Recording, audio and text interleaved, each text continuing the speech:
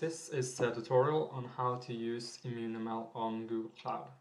In this tutorial I'll show you how to create a Google Cloud virtual machine and run immuneML on that virtual machine using Docker. What you need in order to follow this tutorial is an account on cloud.google.com. So if you don't have that, you can just go ahead and create an account now and pause the video and come back when you have an account. We'll be doing this tutorial through the Cloud console and a web browser, so you'll also need a web browser. After you've signed into your Google Cloud account, you'll come to the dashboard, which looks something like this. What we would like to do now is to create a compute engine. So let's go to Compute Engine in the menu, go to Virtual Machines subsection and click VM Instances. Here you should have an option to create a virtual machine, so go ahead and do that. And you'll come to this page where you can specify options for your virtual machine. You can change the name if you want, you can change the location. I'll change mine to London, and you can specify the machine type. For this tutorial, the default machine type is fine with 4 GB of memory. So what we need to change is this checkbox here. We need to check this. What we want to do is to deploy a container image to this virtual machine, and we will deploy the immuneML Docker container. So when you check that box, you get to specify the URL. And here you will need to type not the URL to Docker Hub like the web address, but URL in a specific format. So make sure also that you type exactly what I type, because if you misspell this or type anything wrong, the console won't let you know. You will just get into problems when you run the virtual machine. Okay, so we will type docker.io / and then the username of the repository.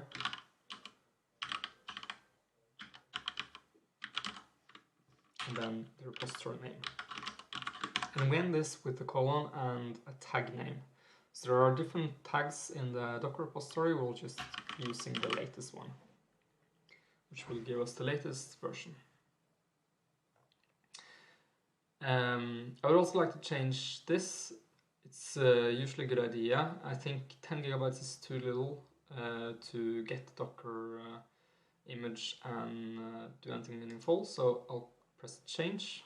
So this is the disk, the size of the disk that we'll be having on the virtual machine, and I'll just change this to 30 GB and press select. And that's really all you need to change on this configuration page, at least if you just want to follow this tutorial. So we'll go ahead and click create, and we will now just have to wait a little bit for this virtual machine to be created. So we'll be loading, and when it's finished, a green icon will appear here. So now the virtual machine is ready to be used, and you'll see the IP address here. It's possible to SSH into this if you've used the Google Cloud before. In this tutorial we'll be using the SSH, the way of SSHing through the browser by just clicking SSH here. So this gives us a new window, which is sort of a terminal where we have access to the virtual machine. So now you've signed in through this SSH shell and you have SSH access to the virtual machine. And this is pretty much a normal Unix shell where you have access to Unix commands like the typical Unix commands and so on. Okay, so what you also have access to, since we specified that we wanted to initialize this with Docker image, is Docker. And you can type Docker to see all the subcommands, and you can type Docker images to see which images you have. And you'll see that you don't have access to the immuneML image now. That's actually because it's still pulling the immuneML image in the background. And it will take some time to pull this image, since it's a fairly large image. And we can have a look at the startup log of this virtual machine using the journal-ctl command. And what we'll see is that the last line in the log is saying it's pulling the latest image from immuneML. And this is going to take something like half an hour, depending a bit on the internet connection on this virtual machine and how big the image is. So this is a good time to just take a pause, grab a cup of coffee and come back. You can, in order to see whether it's finished pulling or not, you can always type Docker images just to see if there's an image here. If something goes wrong, this log will tell you. But this log can become quite big after it's printed a lot of progress when pulling the image. So a good idea can be to just look at the tail of this log. And then you'll get to see the latest information. So now we'll just be waiting for this to finish, and then we'll continue. Okay, so after a while the Docker image is finished being pulled, and you can see that we now have the Docker image available here. So this means we can run the container using the docker run command. So let's just first check that this works.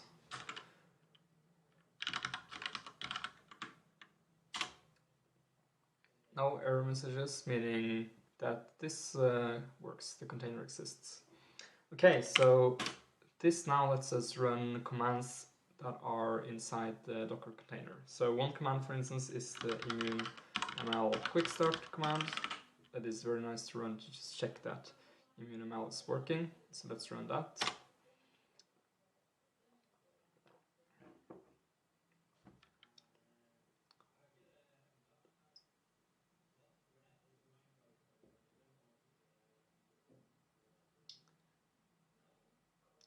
Yeah, and that went fine. So now it's it has run the quick start and it should produce some output files. However, if we look in our directory, there's no output files, no results from the analysis. The reason is that these files are now inside the Docker container. So in order to get access to files inside the Docker container and also provide our own files to the Docker container, you will need to map a directory from this virtual machine to a directory in the Docker container. So let's do that using the -v argument of Docker, and feel free to read more about this in another tutorial, but I will not cover how to use Docker any more than this in this tutorial. So let's run our current working directory to a directory called, for instance, data inside the Docker container, and then let's also specify that the output from this immuneML quick start command should go to data.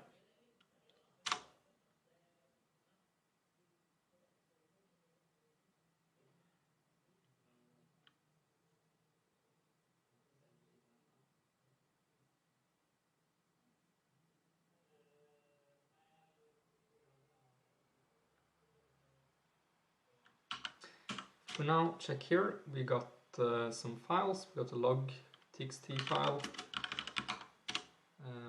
which is empty, I think that's correct, and we got some files in machine learning analysis, for instance, and some files in this folder called synthetic dataset. So this seems to have worked fine. We now have a virtual machine where we can just run immuneML directly. So that's it for this tutorial. Thank you.